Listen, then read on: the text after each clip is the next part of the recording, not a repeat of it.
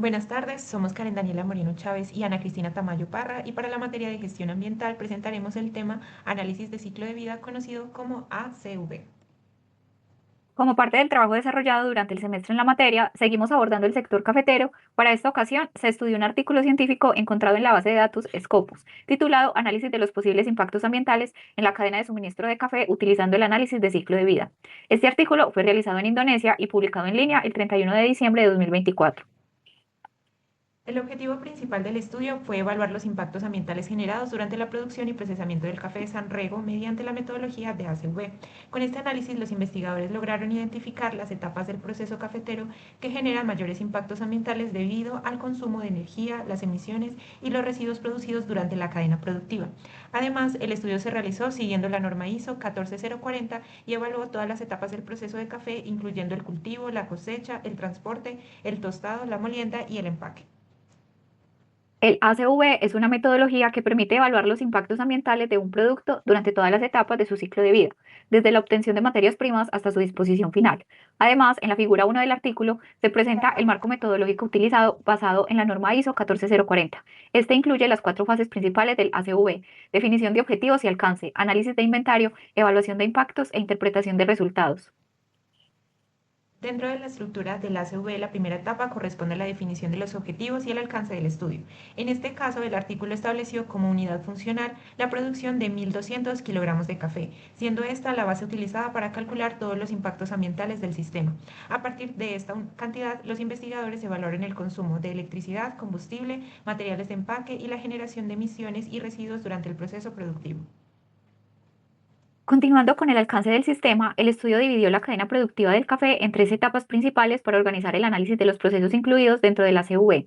La primera etapa corresponde a la agricultura, la segunda al transporte y la tercera al procesamiento en la pyme, es decir, en la pequeña y mediana empresa encargada de la transformación del café.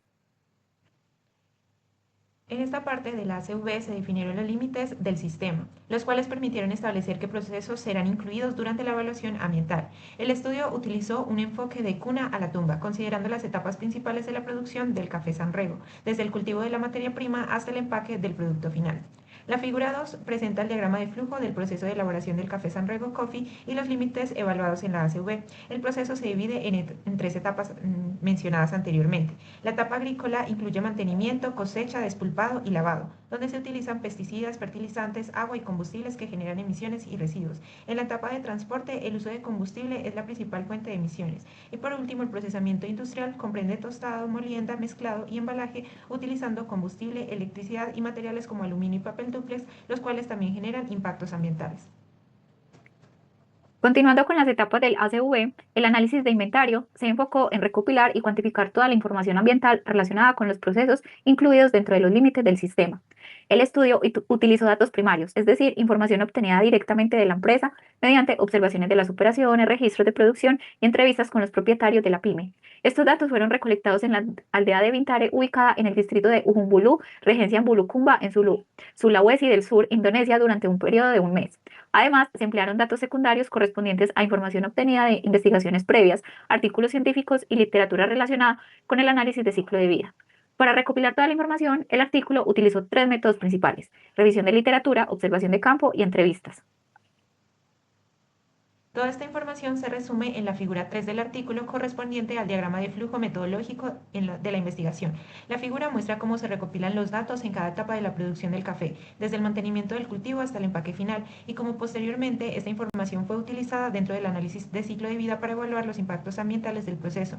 Además, el software CIMAPRO permitió identificar, cuantificar y analizar dichos impactos en cada etapa de la producción.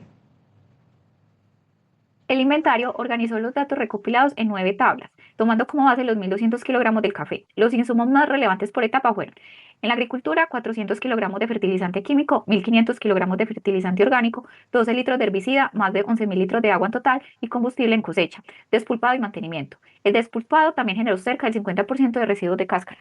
En el transporte se emplearon 72 litros de combustible para el traslado a la pyme. Y en el procesamiento industrial se emplearon 7 unidades de gas LP en el tostado. El mayor consumo eléctrico se concentró en el empaque con 300.000 vatios, seguido de molienda y mezcla. Como materiales de embalaje se usaron 120.000 gramos de papel aluminio y 108.000 gramos de papel dúplex. Toda esta información fue procesada con CIMAPRO para evaluar los impactos ambientales de cada etapa. En la evaluación de impactos del ciclo de vida EISV realizada con el método SML Vaseline en el software CIMAPRO, se analizaron 10 categorías de impacto ambiental en las diferentes etapas de la producción del café. Los resultados permitieron identificar los procesos con mayor afectación ambiental. Las categorías más significativas fueron la ecotoxicidad acuática marina con 42.300 kilogramos de 1.4 diclorobenceno equivalente, el calentamiento global con 1.380 kilogramos de dióxido de carbono equivalente y la acidificación con 6,91 kilogramos de dióxido de azufre equivalente. Estas unidades representan el impacto equivalente en toxicidad química, emisiones de dióxido de carbono y dióxido de azufre respectivamente. En el video de Moodle, la evaluación de impacto de ciclo de vida se divide en clasificación, caracterización y evaluación, incluyendo dentro de esta última algunas evaluaciones opcionales como normalización, agrupación y ponderación. Sin embargo, en este artículo, los autores únicamente desarrollaron la normalización, por lo que surge la duda de si era necesario aplicar también las demás evaluaciones opcionales o si con una sola era suficiente para complementar el análisis.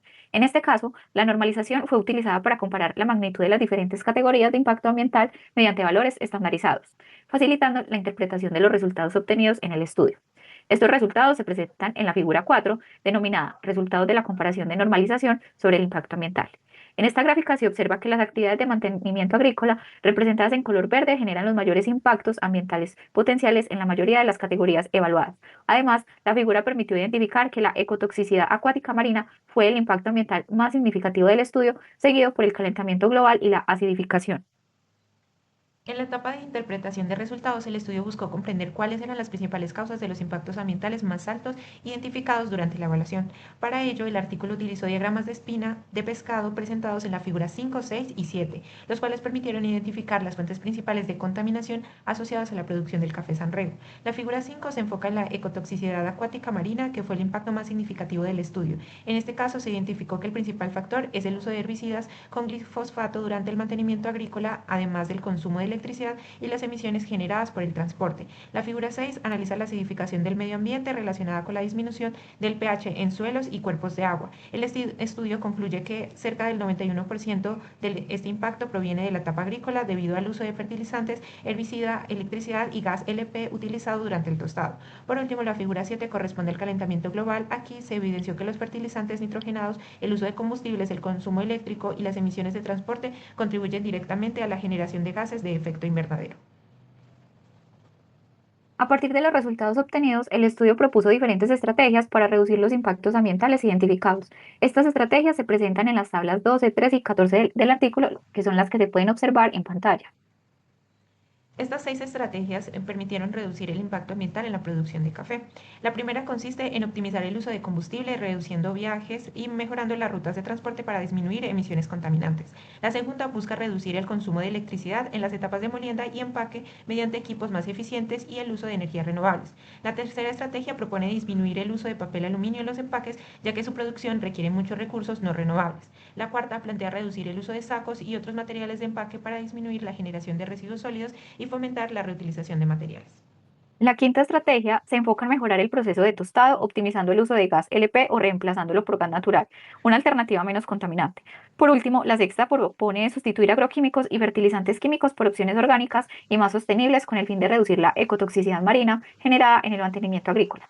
Además, el estudio señala que estas mejoras requieren inversión y trabajo conjunto entre agricultores y propietarios de las pymes. Como conclusión, este estudio demuestra cómo el análisis de ciclo de vida permite identificar los impactos ambientales generados en cada etapa de la producción del café, desde el cultivo hasta el empaque final. Como futuros ingenieros agroindustriales, este tipo de investigaciones nos ayuda a comprender la importancia de evaluar el uso de energía, transporte, agroquímicos y materiales de empaque para desarrollar procesos más sostenibles y eficientes. Además, evidencia que mediante estrategias de mejora como la optimización energética, el uso de alternativas orgánicas y la reducción de emisiones, es posible disminuir la huella ambiental de la agroindustria y contribuir al cumplimiento de los objetivos de desarrollo sostenible. A continuación se presenta la referencia del artículo. Muchas gracias.